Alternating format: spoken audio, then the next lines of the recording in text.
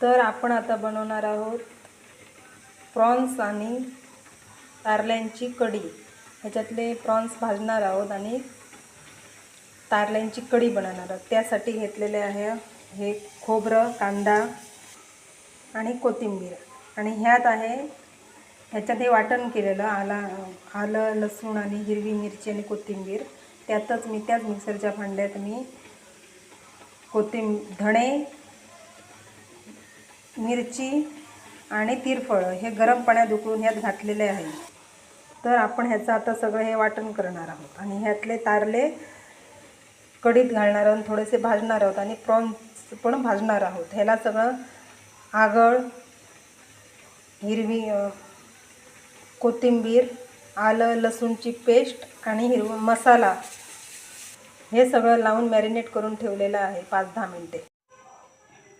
हे पहा, आता रवा काढलेला आहे। आता हे प्रॉन्स मी रव्याला लावून फ्राय करणार आहे आणि हे बघा, हे वाटण तयार झालेलं आहे। आपले कलर एकदम लाल नाही आहे, कारण त्यात ओली कोथिंबीर वाटल्यामुळे कलर असा आलेला आहे, पण ते बऱ्यापैकी तिखट असतं।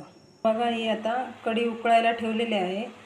आता ह्याला उकळी येईल तोपर्यंत ही हळदीची पानं ही अशी गाठ मारून त्याच्यात टाकलेली आहेत, आणि हे कोकम ते तर पाहिजेच मच्छीच्या कढीला, आणि चवीपुरते मीठ घातलेले। आता आपण याला उकळी येईपर्यंत वाट पाहूया।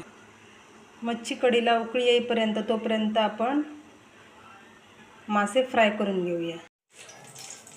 हे आता मासे आहेत, हे आपण आता छानपैकी सगळी पेस्ट ही लावून मस्त रव्यावर फ्राय करून घेऊया। ह्यात असेच मी सगळे फ्राय करून पॅनच्या भांड्यावर टाकते। हे पहा, हे आपले इथे प्रॉन्स आणि तारली फ्राय करत ठेवलेले आहे, आणि कढीला पण इकडे चांगली हे बघा उकळी आलेली आहे। आता ह्याच्यात मी ते तारले सोडणार आहे।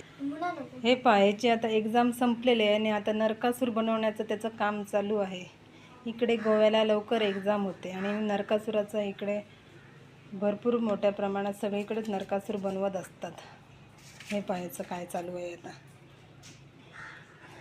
त्याला आपापलं काम करू दे, चला आपण बघूया आपलं जेवण।